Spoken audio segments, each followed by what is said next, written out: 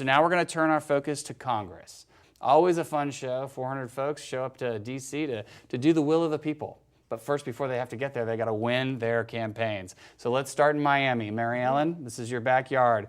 A couple of races are big down there. What's going on? Yeah, it's a shuffleboard a little bit because we've got the same candidates we've seen for a while. We've got Ileana Ros-Lehtinen, and she's got a brand new district in many ways. She's an icon in Miami politics, and yet she has to run a lot more aggressively because she's got a Democratic opponent, and she's got to remind people that she's been here a while. So that's an interesting one.